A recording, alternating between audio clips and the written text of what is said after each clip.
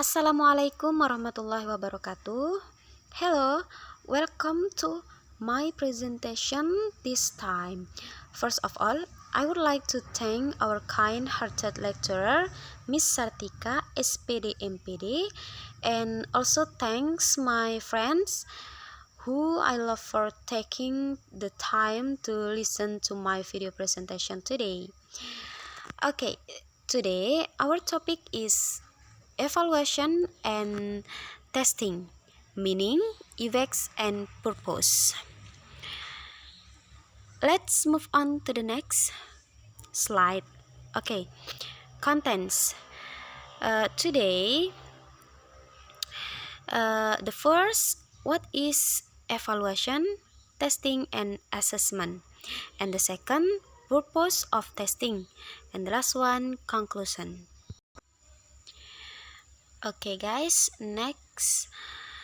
The first, what is evaluation, testing, and assessment? Evaluation is a process which begins with determining what information to gather and which ends with bringing about changes in current activities or future ones. It can be formative or summative.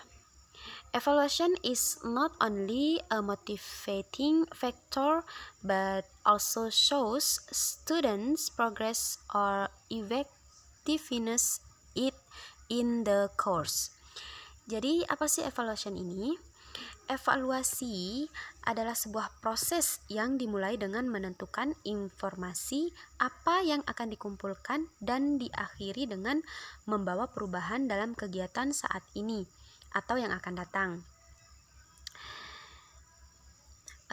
Jadi evaluasi juga dapat bersifat formatif sedang berlangsung atau sumatif di akhir program seperti tes atau ujian akhir seperti itu.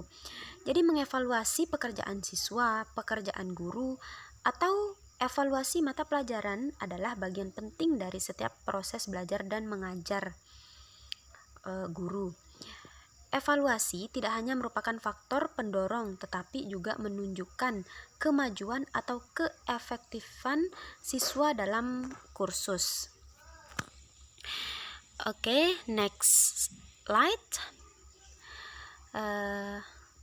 The exist many types of tests, questionnaires, tests or the evaluation can be done in form of talk, discussion, interviews. The test is perhaps the best way for learner assessment. This assessment takes on a greater importance in ESP because ESP is concerned with the ability to perform particular communicative tasks.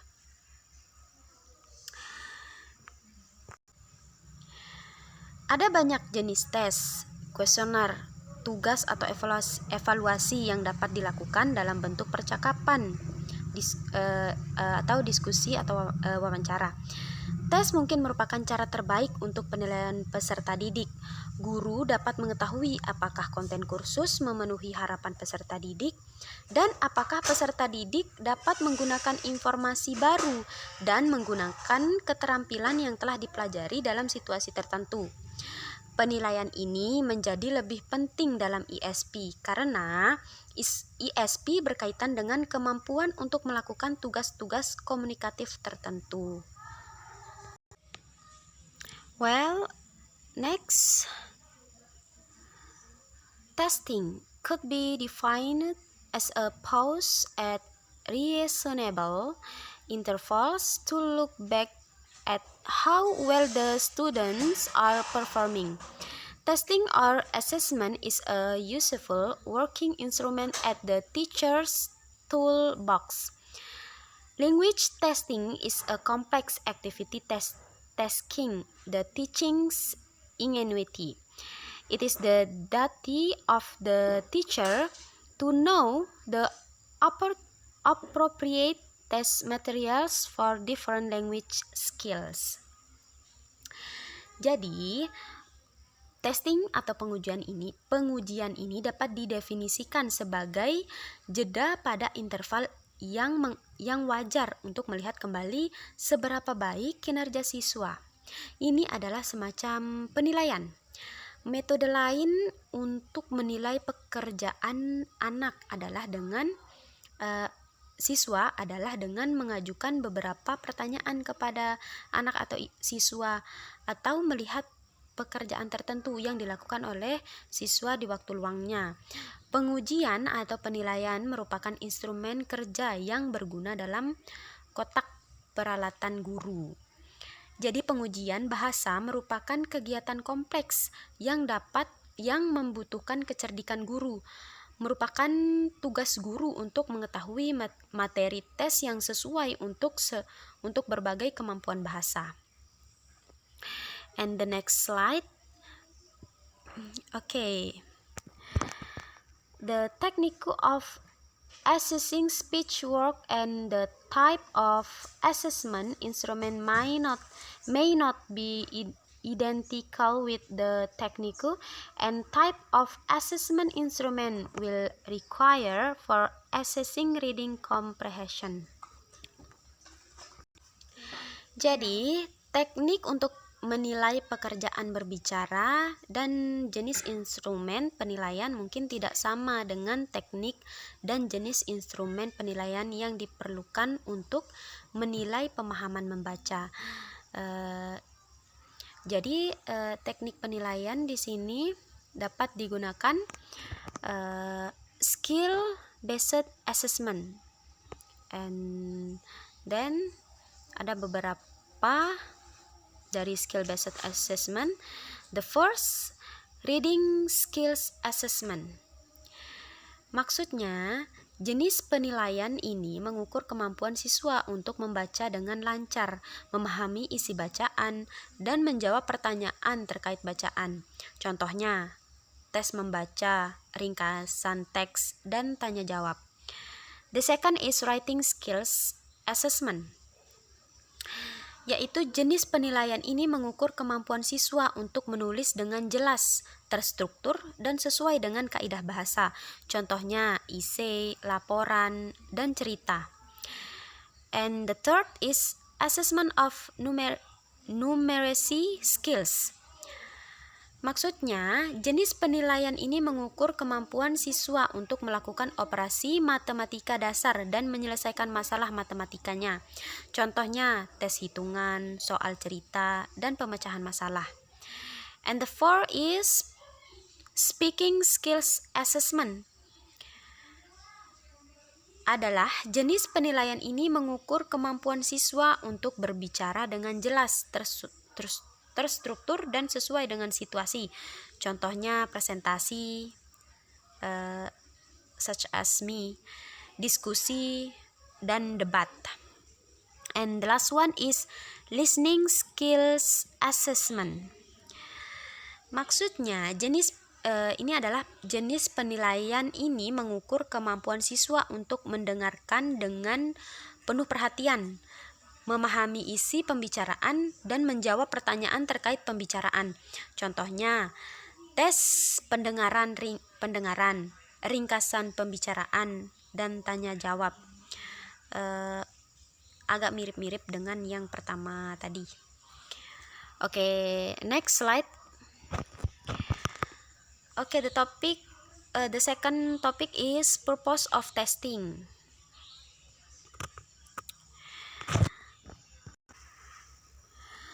The purpose of testing is to measure ability before and after learning, specifically to determine prior knowledge, identify areas that need improvement, and evaluate the effectiveness of the learning process.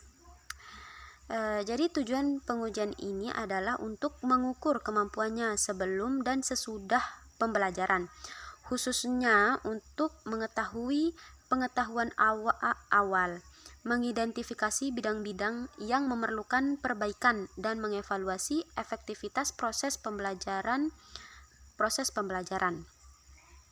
And then language tester should first of all be clear about the purpose of testing in a particular situation. This is because different purpose will usually require different kinds of tests.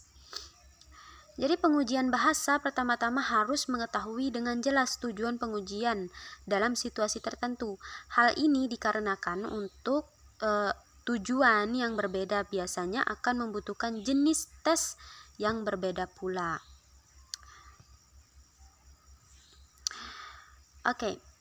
Next, Hughes 1989 mengidentifikasi hal-hal berikut sebagai tujuan pengujian yang berbeda.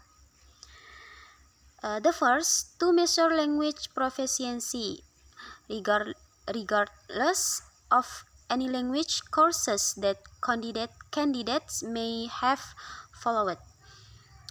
Maksudnya, untuk mengukur kemampuan bahasa terlepas dari kursus bahasa apapun yang telah diikuti oleh para kandidat. And the second, to discover how far students have achieved the objectives of a course of study.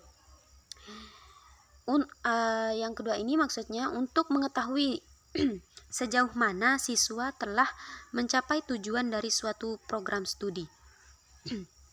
And the third, to diagnose students' strengths and weaknesses, to identify what they have learned and what they have not learned. Maksudnya untuk mendiagnosa kekuatan dan kelemahan siswa, untuk mengidentifikasi apa yang telah mereka pelajari dan apa yang belum mereka pelajari. And the last one, to assist placement of students by identifying the stage or part of a teaching program most appropriate to their ability. Maksudnya untuk membantu penempatan siswa dengan mengidentifikasi tahap atau bagian dari program pengajaran yang paling sesuai dengan kemampuan mereka. And the next is conclusion. Evaluation or testing is a wrap-up of teach-learn activity. The benefits cannot be overemphasized. Evaluation of the learners reflects not just the learners' performance, but to some extent the effectiveness or otherwise of the course too. A successful ESP course is the one that has enabled particular learners to do particular things with language. Where this is not so, it is an identification of the fact that something is wrong with the course design or that the objectives are ambiguous.